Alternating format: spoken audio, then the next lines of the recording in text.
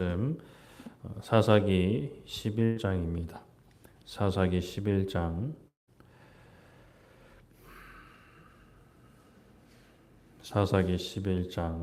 30절부터 35절까지 말씀. 사사기 11장 30절부터 35절까지 한 절씩 교독하도록 하겠습니다. 사사기 11장 30절부터 35절까지 한 절씩 교독하겠습니다. 그가 여호와께서 이르되 주께서 과연 암몬 자손을 내 손에 넘겨주시면 암몬 자손에게서 사람이 돌아올 때 누구든지 내 집 문에서 나와서 나를 영접하는 그는 여호와께 드릴 것이니 내가 그를 번제물로 드리겠나이다 하니라. 이에 입다가 암몬 자손에게 이르러 그들과 싸우더니 여호와께서 그들을 그의 손에 넘겨주시매 아로엘에서부터 미세 이르기까지 지신성을 치고 또 아벨 그라임까지 매우 크게 무찌르니 이에 암몬 자손이 이스라엘 자손 앞에 항복하였더라. 입다가 미스바에 있는 자기 집에 이를 때 보라 그의 딸이 소고를 잡고 춤추며 나와서 영접하니 이는 그의 무남 동무라. 입다가 이를 보고 자기 옷을 찢으며 이르되 어찌할꼬 내 딸이여 너는 나를 참담하게 하는 자요 너는 나를 괴롭게 하는 자 중에 하나로다. 내가 여호와를 향하여 입을 열었으니 능히 돌이키지 못하리로다 하니. 아멘. 네, 오늘은 죄와 은혜라는 제목으로 말씀을 나누고자 합니다. 많은 사람들이 이제 기독교를 생각할 때 사랑과 용서를 생각할 것 같습니다. 개인적인 추측입니다. 물론 요즘 한국 사회에서 교회는 또 기독교는 굉장히 신뢰가 떨어지는 집단이 되어버린 사실이 여러 통계를 통해 보여지는데 그래도 기독교에 대해서 생각하면 긍정적으로 본다면 사랑과 용서가 아닐까 싶어요. 그런데 이제 그런 기독교인 모인 교회가 그러한 모습을 보이지 못하고 또 뭐 정직하지 못한 모습들 그리고 사회 속에서 좀 부정한 일들에 연루된 그런 어떤 뉴스들이 이렇게 들려져 오면 교회에 대한 어떤 신뢰도가 떨어지게 되겠죠. 그러나 또 한 번 짚고 넘어갈 것은 본질적으로 세상은 교회를 사랑할 수가 없다는 사실 모르기 때문에 교회를 사랑할 수 없다는 사실은 또 우리가 짚고 넘어갈 필요가 있습니다. 그래도 뭐 일단 긍정적으로 보면 기독교를 생각할 때 생각할 수 있는 가치는 뭐 사랑, 용서 뭐 이렇게 많이들 생각할 것 같아요. 그런데 그런 사랑과 용서를 과연 그러니까 사랑과 용서라는 단어는 아는데 그 의미는 진짜 알고 있는가를 우리가 또 생각을 해봐야겠죠. 하나님께서 우리의 모든 죄를 용서하시고 사랑하신다라고 주장하는 것은 사실 반은 맞고 반은 틀렸습니다. 하나님께서 모든 죄를 용서하시고 사랑하시는 것은 우리를 사랑하시는 것은 맞아요. 맞는데 그러나 분명 용서하지 않는 경우도 있다라는 사실을 우리가 분명히 기억해야 합니다.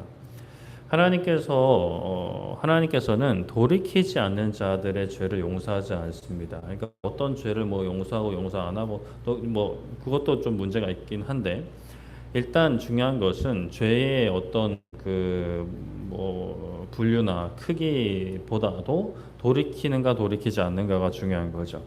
그냥 죄에 머물러 있는 자들, 죄를 사랑하는 자들의 죄는 용서하지 않습니다.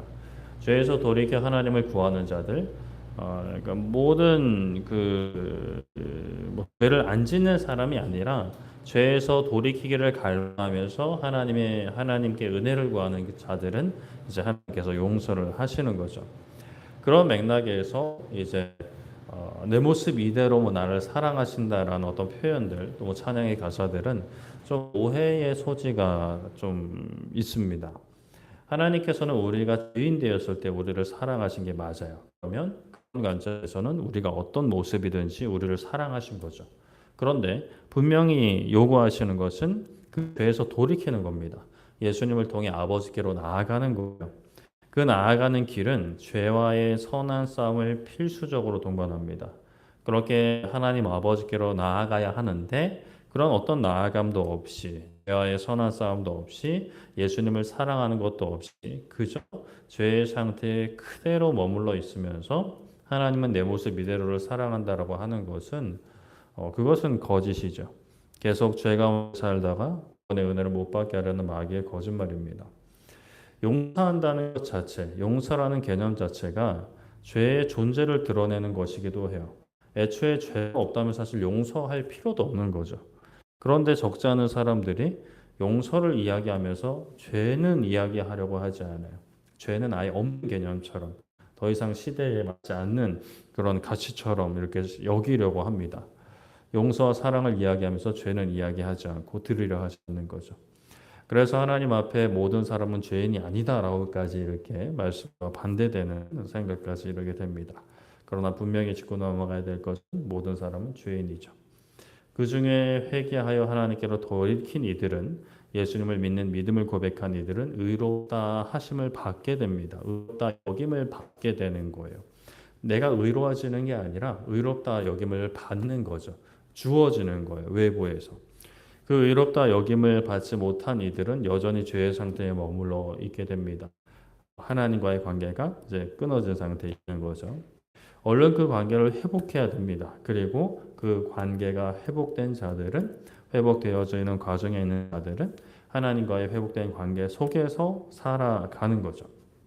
영적인 신분이 죄에서 벗어났으니 그 삶도 죄에서 벗어나는 과정이 필요합니다. 그것이 바로 영적인 선한 싸움인 것이죠. 이 싸움을 하기 위해서는 죄가 무엇인지 알 필요가 있어요. 뭐 알아야 싸우죠. 하나님과의 관계가 끊어진 것이 죄의 원리, 죄의 본질이라는 것은 알았으니까 그렇다면 우리가 이제 구체적으로 삶 가운데 좀 벗어버려야 될 죄의 모습들이 있습니다. 죄의 열매들, 그 죄의 본질에서 나타나는 죄의 열매들이 있는 거죠. 그 열매들이 뭔지 또 분별을 해야 이걸 걷어내고 죄의 본질을 계속해서 이제 없애나가는 없애진 삶을 따라서 살아가는 선한 싸움이 필요합니다. 그래서 우리가 이제 웨스트민스터 대요리 문답 특히 이제 계속 이제 10계명 부분을 살펴보고 있는데 이런 10계명에서 금지하는 죄를 살피면 우리가 이제 일상생활 가운데 조심해야 되는 부분들을 발견할 수가 있겠죠. 오늘은 웨스트민스터 대요리 문답 113문 세 번째 시간입니다. 113문 질문은 제3계명은 금지하는 죄가 무엇냐라는 것이었고요. 제3계명을 다시 짚어드리면 너는 너의 하나님 여호와 이름을 망령되게 부르지 말라. 여호와는 그의 이름을 망령되게 부르는 자를 죄 없다 하지 아니하리라라고 말씀을 했죠. 그래서 우리가 저번 주에는 3계명에서 금지하는 죄 중에 4번과 5번의 두 가지만 살펴봤어요. 하나님의 칭호, 속성, 규례, 사역을 포함하는 그 이름을 모독하는 것, 위증에 사용하는 것, 그리고 모든 죄악된 저주와 맹세에 사용하는 것을 살펴보았습니다. 오늘은 그 뒤부터 이제 살펴보도록 할 텐데요. 우리 5번 한번 읽어보겠습니다. 시작. 그리고 모든 죄악된 저주, 맹세, 서원, 제비뽑기에 사용하는 것. 네, 하나님의 이름을 죄악된 저주와 맹세와 서원과 제비뽑기에 사용하는 것이라고 했습니다. 그래서 저번 주에 저주와 맹세는 살펴봤고 오늘은 서원부터 살펴보려고 하는데 사사기 11장 30절 31절 말씀입니다.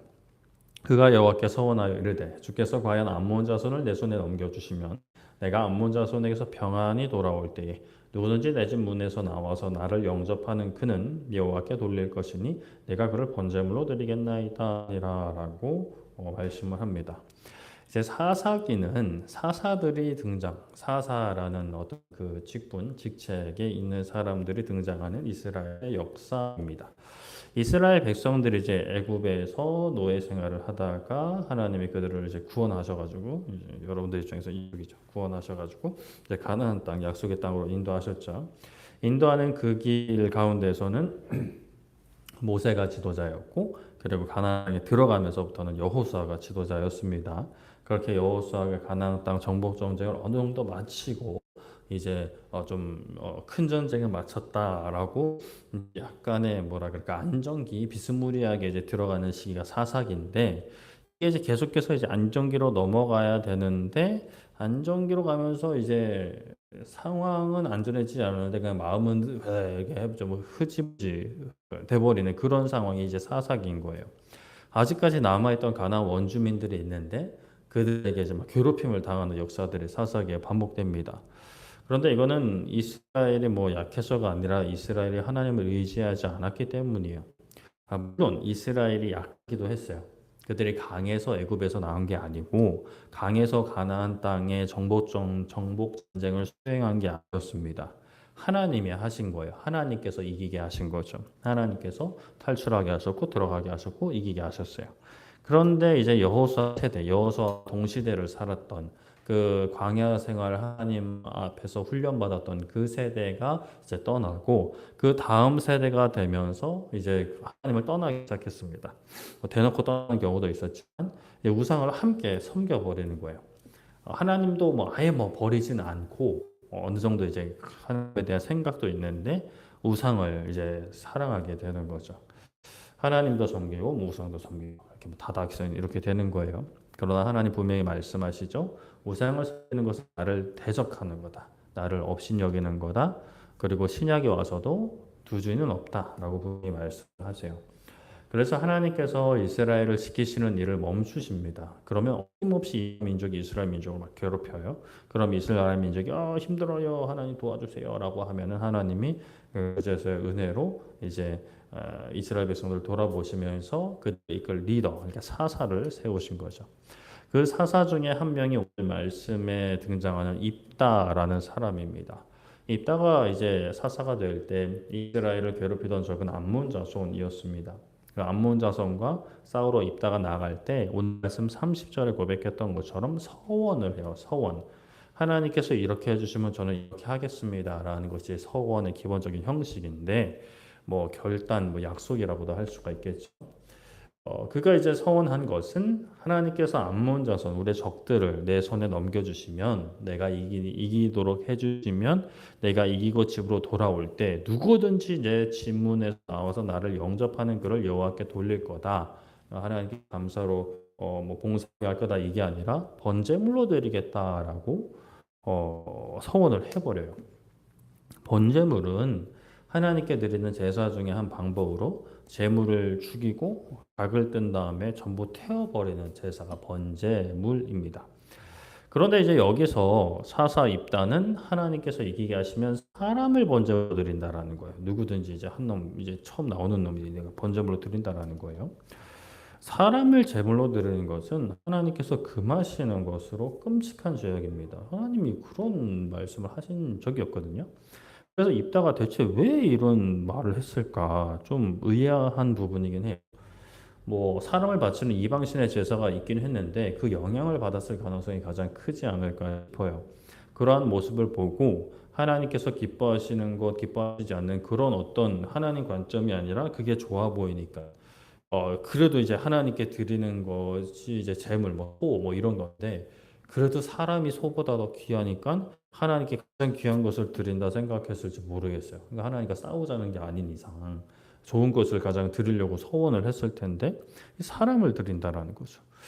참 그의 속마음을 구체적으로 알 수는 없지만 이 정말 죄악된 하나님의 뜻을 한참 벗어난 그릇된 서원이다라고 할 수가 있겠습니다. 그렇게 하나님께서 입다를 이기게 하세요. 입다가 얼마나 기분이 좋았을까요? 그런데 입다가 자기 집으로 돌아올 때 처음 나오는 한 사람이 있는데 보니까 자기 딸입니다. 자기 딸이 가장 먼저 악기를 들고 춤추면서 나오고 있는 거예요. 그의 딸은 심지어 무남 동녀였다 합니다. 하나뿐인 아들도 없고 딸 하나 있는데 그 딸이 막 춤추면서 나오고 있는 거예요. 그 모습을 보고 입다가 자기 옷을 찢으며 참당하고 괴롭다 하면서 자신이 하나님 향해서 서운을 했기 때문에 돌이키지 못할 것이라고 합니다. 이런 반응을 보면 분명 제물로 바치는 것은 죽는 거고 제물에 대한 사람의 가족은 이를 굉장히 힘들어했을 것을 알았을 텐데 아니면 뭐 몰랐을 수도 있죠. 아니면 그냥 뭐 남의 자식이 뭐 어떻게 되든 뭐 상관없다라고 생각했을 수도 있고 아니면 그 모든 것을 알았음에도 내가 이것을 얻으려면 이 정도는 드려야 된다 생각했을 수도 있어요. 하여튼 뭐 여러 가지로 참 안타까운 모습입니다. 그런데 또 이 사자들이 하나하나 좀 나사 빠진 모습을 보이긴 합니다. 갈수록 좀 이상한 모습을 보이긴 해요. 서원을 한다라는 거 앞에서 말씀드린 것처럼 하나님 앞에 무엇을 드리겠다라고 약속한 거예요. 그러면 하나님께서 기뻐하시는 것을 기뻐하시는 방법으로 드려야 됩니다. 구약에서 하나님께서 기뻐하시는 제사들이 많이 있지만 사람을 제물로 드리는 것은 하나님이 뭐 전혀 기뻐하시지 않는데 하나님이 그런 걸 요구하신 적도 없는데 그런 서원을 했다가 자기에게 가장 최악의 어떤 상황을 맞이하게 되는 거죠. 우리는 하나님께 무엇을 드리고 있고 드려야 하는지 우리는 고민할 필요가 있습니다. 기도해야겠죠. 하나님께서 기뻐하신 것을 드려야 합니다. 이 말씀을 준비하면 그 생각이 났어요. 우리 부모님 세대 중에는 요즘엔 많이 없는 것 같은데 자녀들을 서원하는 경우들이 있었어요. 자녀들의 삶을 바치는 거죠. 이렇게 제물로 바치는 게 아니라 내 자식이 이제 목회자가 되게, 선교사가 되게, 또는 뭐 사모가 되게, 뭐 이렇게 서원을 하는 거예요. 그래서 제가 신학교 다닐 때만 해도 부모님 소원 때문에 신학교에 온 애들이 있었어요. 모습이 신학교 모습은 아니에요. 왜 왔냐 들어보면 뭐 부모님 소원 때문에 여기 왔다. 근데 난 여기 왜 왔는지 모르겠다. 난 너무 이게 싫다. 막 이런 친구들이 있었죠. 당연히 뭐 행복커녕 뭐 그냥 너무 좀 안타까워 보였습니다. 사실은 전혀 소명도 없어요. 소망도 없어요. 근데 이제 부모님이 가라고 했으니까 그럴 때부터 얼마나 가스라이팅을 당했었고요. 너는 목사가 돼, 목사가 돼, 목사. 뭐 이렇게 그러다 뭐 그런 학교 갈 성적도 안 됐겠죠. 하여튼 그렇게 이제 이건 그냥 개인적인 추측입니다. 그런데 이제 신학교에 와서 하고 뭐 재미도 그들 입장에서 재미도 없는 신학을 하고 있으니 또 뭐 학교라고 왔더니만 예배나 드리고 앉아 있고 뭐 하여튼 그러니까 뭐 쉽지 않은 거죠.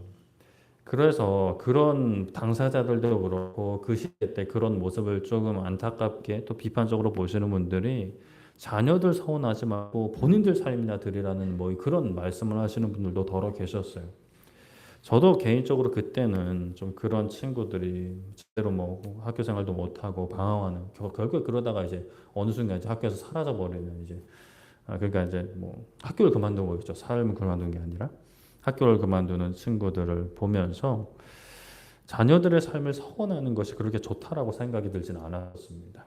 자녀들의 삶을 또 부모가 결정하는 것이 좀 부당해 보이기도 했고요. 그런데 시간이 흐르면서 제가 이제 목회자로서 이제 살면서 좀 더 하나님과 더 가까워지고 경험하고 깨닫게 되는 것. 물론 모든 그리스도인들이 이제 주의 종이지만 특히 이제 전임 사역자로 뭐 목회자나 선교사나 또는 뭐 사모로 산다는 것이 쉽지 않은 부분이 분명히 있지만 그런데 이게 너무나 복되고 기쁜 일이고 행복한 일이라는 것이 점점 머리가 아니라 삶으로 느껴지고 경험되고 깨달아지고 되니까 좀 그런 부모님들의 마음이 이해가 좀 되는 부분들이 있었어요. 많은 부모님들이 세상에서 그저 돈 많이 벌기를 바라고 성공하기를 바라는 이 대한민국 사회 속에서 자녀들이 힘들더라도 주의 종이 되기를 바라는 이게 단순히 내가 자녀를 이렇게 바치면 내가 더 잘 살지 뭐 이런 마음 말고 진짜 이 길이 너무 좋고 너무나 복된 길이라는 것을 아니까 이제 자녀들의 의사와는 상관없이 태어나자마자 아니면 뱃속에 있을 때만 그렇게 이제 서원을 하는 그런 모습 하나님께서 어떻게 보실까? 혼내시기보다 기뻐 받으시지 않을까라는 생각이 이제 좀 바뀌게 됐어요. 뭐 주의 종이 되어서 뭐 부모가 잘 되거나 또는 그 주의 종이 되어서 교회에서 막 떵떵거리는 목회자, 뭐 소위 뭐 세상으로 성공한 목회자가 되는 것보다 진짜 이름도 없이 빛도 없이 섬긴다더라도 하나님의 일꾼으로 쓰임 받기를 바라고 서원한 것이라면 하나님께서 그 서원을 기뻐 받으시지 않으셨을까라는 개인적인 생각을 해봅니다. 한나도 그런 비슷한 기도를 했죠. 사무엘의 어머니인 한나도 사실 자기 상황에 좀 내몰리다 못해서 좀 한 소원의 그런 성향도 있겠지만 어찌되었건 하나님은 그런 기도를 통해서 사무엘이라는 사람을 태어나게 하시고 그 어둡던 갈수록 어두워가는 사사기를 마무리 짓고 그래도 뭐 사울 이상한 왕이 세워지긴 했지만 또 다윗을 왕으로 세우는 그 굉장히 중간다리 중요한 역할을 감당하는 인물이 태어나게 됐죠. 다만 또 이건 좀 개인적인 생각인데 그렇게 서원하는 경우는 부모님이 입으로 어려서부터 넌 목사가 돼야 돼, 넌 사모가 돼야 돼, 넌 선교사가 돼야 하는 좋은지 안 좋은지 잘 모르겠어요. 그래서 서원을 했으면 자녀에게 그걸 입으로 꺼내지 않고 기도하면서 그리스도인의 삶을 신실하게 사는 모습을 보여준다면 하나님께서 그를 귀한 사역을 인도하시지 않을까 생각이 드는데 그렇다고 부모님이 어려서부터 그렇게 말하는 것이 잘못되었다고 보기도 저는 좀 아직 뭐 어떻게 결론을 그거까지는 결론을 내리지 못하겠습니다. 아무튼 참 하나님이 또 그런 것들을 통해 귀하게 세운 분들이 계시더라고요. 처음에는 부모님의 서원 때문에 힘들어했지만 나중에 본인들도 하나님을 만나고 나서 이제 그 부모님의 서원 때문에 내가 이렇게 처음엔 방황했지만 나중에 이렇게 귀하게 쓰임받았다는 분들이 계시는 것을 보면 우리가 오히려 요즘에 좀 그런 서원이 너무 부족하지 않은가. 그러니까 단순히 이제 자녀들의 삶을 드리는 그런 서원뿐만이 아니라 하나님께 내 삶을 드리고 내가 하나님 앞에 정말 선하게 쓰임 받겠다라는 서원. 근데 이렇게 서원하면 이제 뒷감당은 힘들 것 같으니까 이제 서원이 점점 사라지는 시대를 살고 있지 않나라는 생각을 해봅니다.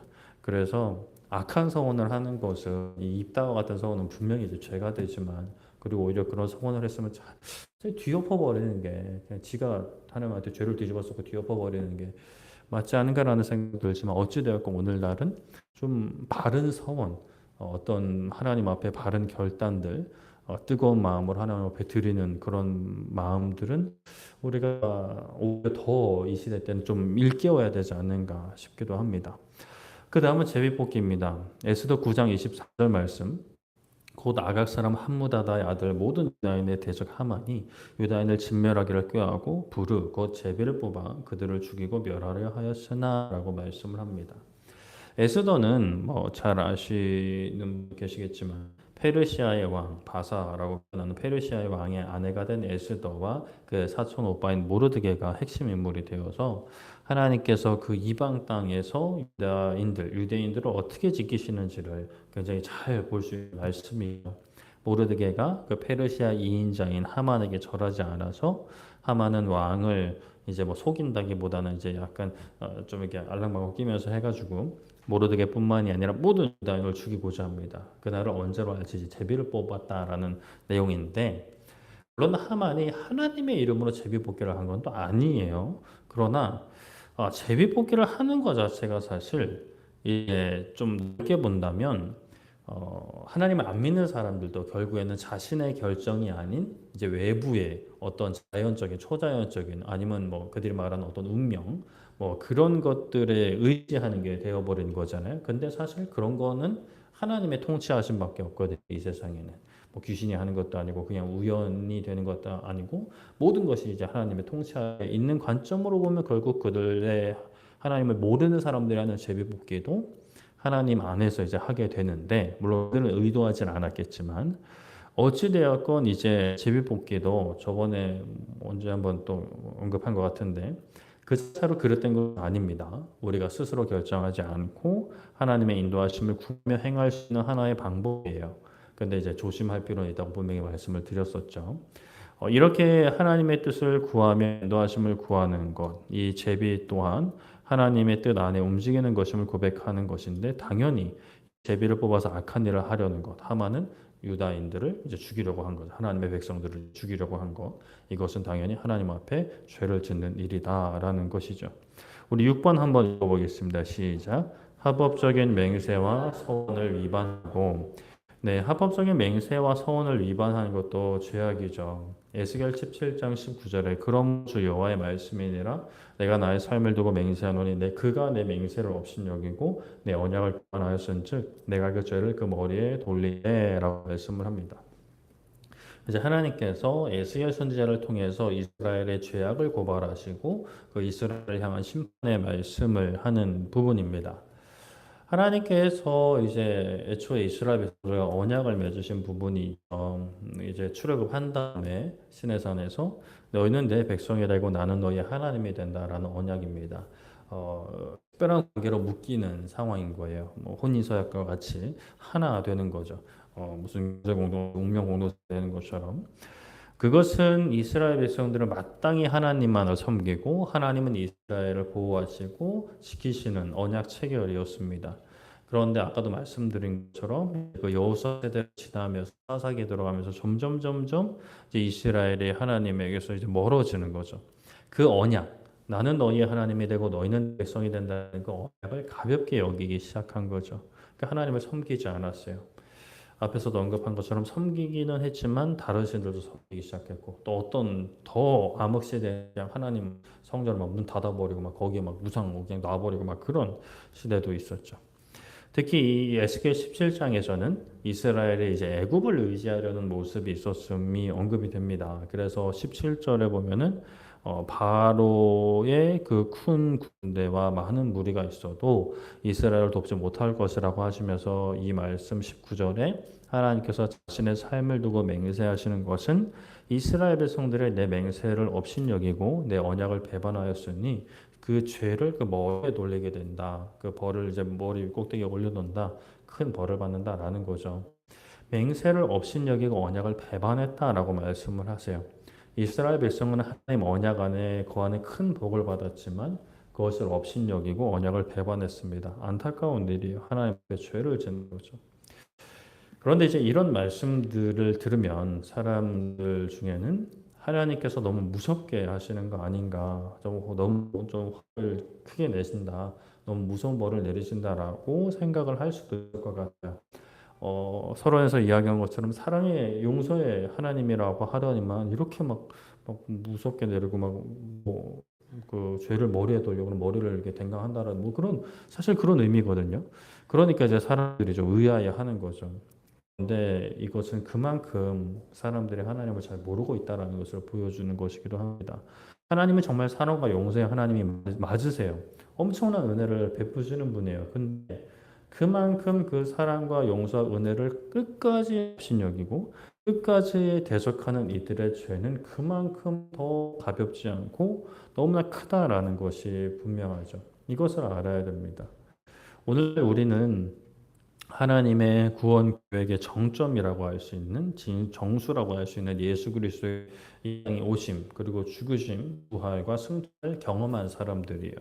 물론 우리가 그 눈으로 이제 2000년 전에 본 것은 아니지만 우리가 말씀으로 전해 들었고 우리가 읽었죠. 그래서 성령 하나님의 깨닫게 하심으로 믿게 되었고 이제 보게 되었다라고 믿음의 눈으로 보게 되었다라고 표현을 합니다.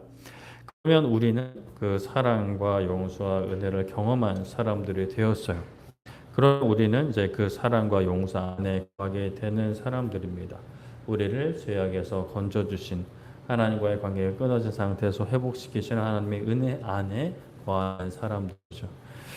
그 안에서 우리는 감사하고 기뻐하고 서로 사랑함으로 오늘 언급된 어떤 서원과 맹세와 뭐 이러한 부분들을 하나님 앞에서 하나님이 기뻐하시는 모습으로 행하고 아름답게 지켜나갈 때 하나님에 대한 오해도 우리의 삶을 통해 풀어지고 또 우리도 그럴 땐 어떤 오해로 하나님과 어색하거나 또는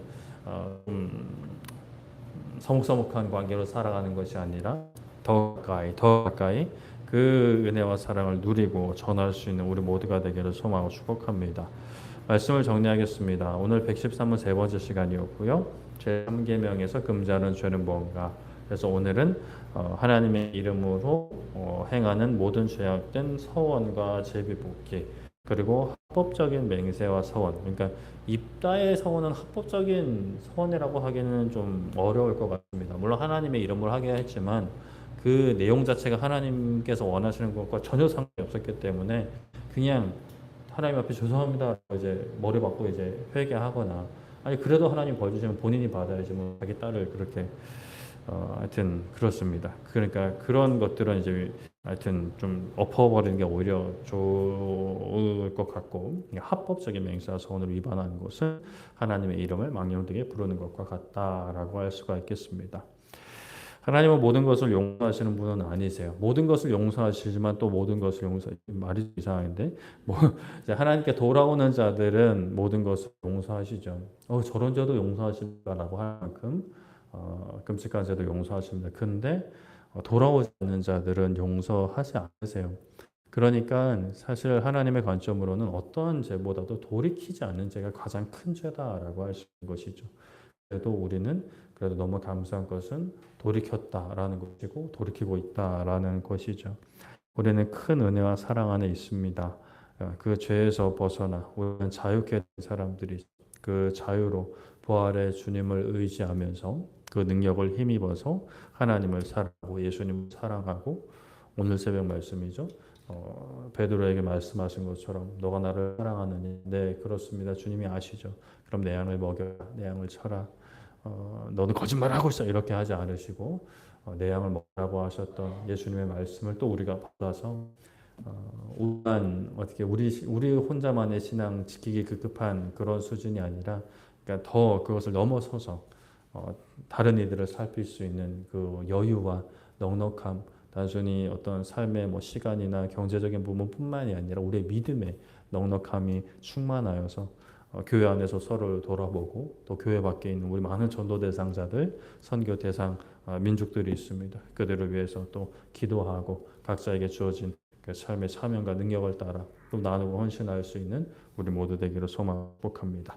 이제 우리 함께 기도했으면 좋겠는데요. 우리 기도할 때 하나님, 우리의 삶 가운데 좀 거룩하고 하나님이 기뻐하시는 서원이 회복되기 원합니다. 어느 순간 시대의 잘못인지 또 우리의 잘못인지 뭐 분간하기 어렵지만 뒷감당이 두려워서 하나님 앞에 서원하는 것을 멈추고 어떤 결단이나 기도조차 우리가 조심스러워졌다면 이루실 하나님을 신뢰하면서 우리의 삶 가운데 아름다운 서원이 이루어지기 원합니다. 나의 삶 가운데 또 우리의 자녀들 삶 가운데 기도하면서 하나님 아름다운 서원이 이루어지게 하여 주시고 하나님의 그 은혜와 사랑과 능력 안에 거하게 하여 주시옵소서. 그릇된 것들이 무너지고 제약된 것들이 무너지고 하나님께 기뻐하시는 아름다운 모습이 세워지게 해달라고 이 시간 우리 함께 기도하도록 하겠습니다. 기도하겠습니다. 살아계신 하나님 아버지, 이 시간 아버지 하나님 우리가 말씀을 붙잡고 함께 기도합니다. 하나님 앞에서 죄악된 행동이 되는 그릇된 소원들, 그릇된 제비뽑기 그리고 합법적인 맹세소원을 어기는 것을 살펴보았습니다.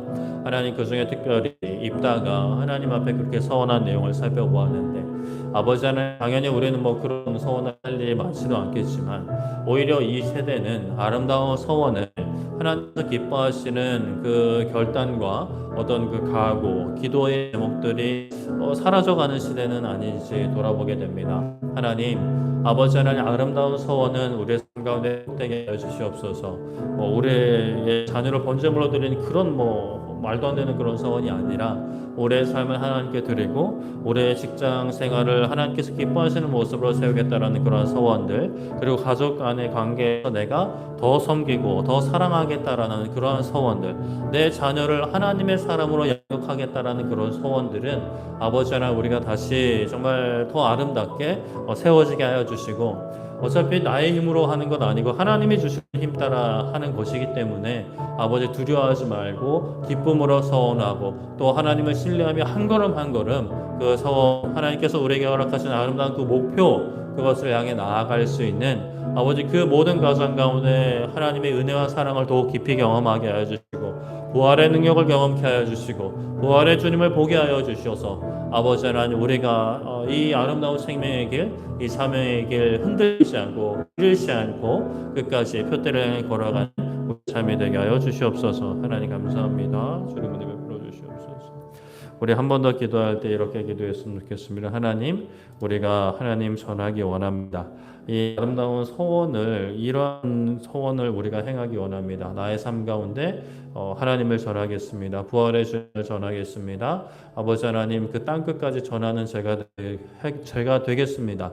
저의 힘으로 저의 능력으로 되는 것이 아니지만 하나님이 주시는 힘 따라 선한 마음 따라 가능하게 될 줄 믿사오니 하나님 그저 우리는 기도하면서 보며 나아갑니다. 하나님 우리의 삶을 통해 이 아름다운 복된 소식이 전해지게 하여 주시옵소서. 은혜와 사랑이 전해지게 하여 주시옵고 하나님의 통치와 그 보호하심이 전해지게 해달라고 하나님 나를 사용해달라고 우리 한번 기도하도록 하겠습니다. 기도하겠습니다. 살아계신 하나님 아버지 이 시간 우리가 다시 한번 기도합니다. 아버지 하나님께서 우리에게 허락하신 아름다운 사명과 또 이 은혜와 사랑 아버지 하나님 이것을 아버지 삶 가운데 흘려보내기 원합니다. 하나님을 알지 못하는 우리 가족들과 또 직장 동료들 또 이 지역사회 이 대한민국과 북한 땅을 넘어 아시아 온 세계 열방에 아버지 하나님 우리의 사랑이 흘러가게 하여 주시옵소서. 하나님께서 허락하신 그 사랑을 전하기 원합니다. 이러한 아름다운 기도와 서원이 아버지 하나님 다시 한번 아버지 꽃피우는 이 세대가 되게 하여 주시옵소서. 아버지 하나님 이 바쁜 세상과 이 어려운 세상 속에 살아남는 것에 우리의 모든 삶의 목적이 있지 않게 하여 주시고 하나님께서 어떤 삶을 허락하시든지 아버지 그 안에서 동행하시는 지키시는 은혜와 사랑을 베푸시는 하나님을 더욱더 깊이 경험하고 하나님의 허락하신 삶 가운데 정말 아름답게 그 사랑을 흘려보내게 하시고 힘있게 흘려보내게 하시고 열정 있게 흘려보낼 수 있도록 아버지 은혜 베풀어 주시옵소서. 주님 감사합니다. 하나님 은혜 베풀어 주시옵소서. 살아계신 하나님 감사합니다. 귀한 시간 찬양과 말씀과 기도로 하나님을 찾게 하시니 감사드립니다. 아버지 하나님, 우리가 하나님 앞에 어떠한 모습으로 살아가고 있는지 하나님 어떤 분인지 살펴보게 하시니 감사합니다. 하나님 그릇된 서원이나 제육기 또 합법적인 서원의 맹세를 어기는 모습들이 우리 가운데 있다면 깨닫게 하여 주시고 벗어나게 하여 주시옵소서. 하나님 우리의 가운데 아름다운 서원이 세워지기 원합니다. 우리의 삶을 거룩한 산재물로 하나님께 드려서 하나님께서 기뻐하시는 정말 복의 통로, 복음의 통로가 되기를 우리가 서원하고 기도하는 주의 백성들이 되게 해 주시옵소서. 당장에 놓인 어려움들과 또 우리의 연약함들을 놓고도 당연히 기도하지만 그 모든 것을 통하여 합력하여 선을 이루시 하나님을 신뢰하면서 정말 우리의 삶이 하나님께 영광이 되고 이 땅에 그 하나님의 영광을 못 본 이들에게 영광을 흘려보내는 통로가 될 수 있도록 하나님 우리의 삶을 사용하여 주시옵소서. 우리는 참 연약하고 부족하고 좀 흔들거리는 인생일 수 있지만 그러나 하나님께서 붙드시고 사용하실 때 아버지 놀라운 역사가 일어나게 될 줄 믿습니다. 나를 믿는 것이 아니라 나를 부르신 하나님을 신뢰하고 의지하면서 하나님 앞에 작은 소원을 받을 때에 하나님 그 기도를 기뻐 받아주시고 나를 통해 우리를 통해 역사하여 주시옵소서. 돌아가는 발걸음 안전히 지켜주시고 남은 한 주도 하나님께 올려드립니다. 특별히 오늘 말레이시아로 출국하신 우리 주혜종 선교사님 가정을 하나님께서 크신 은혜로 붙잡아 주시고 또 말레이시아 선교 훈련과 또 인도로의 이동 모든 것을 하나님 인도하여 주셔서 하나님 그 젊은 가정이 하나님 복음 들고 아버지 하나님 선교를 나갔습니다. 아버지 하나님 우리가 정말 함께함을 통해서 하나님이 그 가정을 통해서 이루시는 놀라운 일들을 우리가 계속해서 보게 하시고 함께하게 하시고 우리의 믿음도 함께 자라나 그 기쁨을 영광을 함께 누리게 하여 주시옵소서. 감사드리며 예수님의 이름으로 기도드립니다. 아멘.